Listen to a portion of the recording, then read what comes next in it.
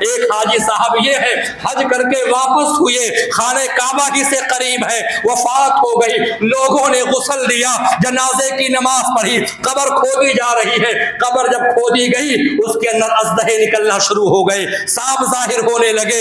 لوگوں نے کہا ہو سکتا ہے کوئی اتفاق ہو, دوسری قبر کھودی جائے.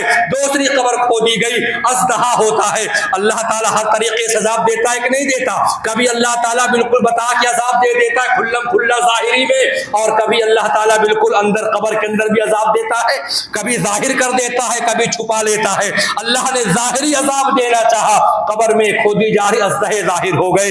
1 2 3 کہا میت کو چھوڑو, یہاں سے پلٹو مکہ المکرمہ کی جانب. حضرت عبداللہ ابن عباس جو نبی کریم صلی اللہ علیہ وسلم کے چچا زاد بھائی ہیں, فقیہ الامہ ہیں, حبر الامہ ہیں, مفسر قرآن ہیں, ان سے فتویٰ لیا جائے. لوگ ان کے پاس پہنچے, فتویٰ طلب کرتے ہیں. ہمارا ساتھی حاجی ہے, نمازی ہے, زکوٰۃ کا دینے والا ہے, حج بیت اللہ کر کے واپس ہو رہا تھا, موت واقع ہو گئی, قبر کھودی گئی, اژدہے ظاہر ہوتے ہیں. دوسری قبر کھودی گئی, اژدہے نکل آتے ہیں. تیسری قبر کھودی گئی, کھود کر کے قاصر ہو گئے. آپ ذرا بتائیں فتویٰ کیا ہے؟ خانہ کعبہ کے دیوار سے ٹیک لگا کر بیٹھے ہیں, فتویٰ دیا جاؤ 1 قبر نہیں, 2 قبر نہیں, لو حفرتم الارض کلھا لوجدتم کذا وکذا.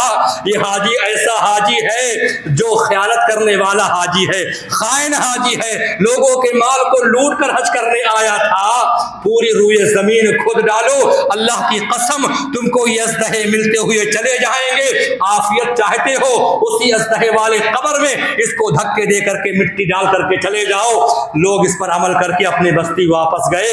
اب کیا کیا جائے؟ کہا ایسا ہے کہ جو بیوی ہوتی ہے وہ اندر باہر سب جانتی ہے کہ میرے شوہر کے کیا کارنامے ہیں, کالا پیلا نیلا جتنا بھی کارنامہ ہے, کالا چٹھا, بیوی ان سے باخبر اکثر ہوا کرتی ہے. میں ہمیشہ نہیں کہہ سکتا, لیکن زیادہ تر معاملات بیوی جانا کرتی ہے. مال کہاں سے آ رہا ہے, کاروبار کیسا ہے, تجارت کیسی ہے. ان کے بیوی کے پاس یہ گروہ پہنچا, آپ کے شوہر کا انتقال ہو گیا, ایسا حالات ایسا معاملہ پیش آیا, کیا ہے بہن کوئی ایسا گناہ؟ کہا کہ نہیں, کوئی گناہ گار نہیں تھے, سچے آدمی تھے, اچھے آدمی تھے, نمازی تھے, زکوٰۃ ادا کرتے تھے, صدقات و خیرات کیا کرتے تھے. کہا بات کیا ہے, ایسا معاملہ پیش آیا ہے. کہا بات دراصل یہ ہے کہ میرے شوہر ایک تاجر آدمی تھے, کاروباری آدمی تھے, اور جب بھی ان کا کوئی مال اناج غلہ خراب ہو جاتا تو خراب اور اچھے خراب کو مکس کر کے وہ لوگوں میں, جبکہ نبی کی سنت ہے اگر مال خراب ہو گیا ہے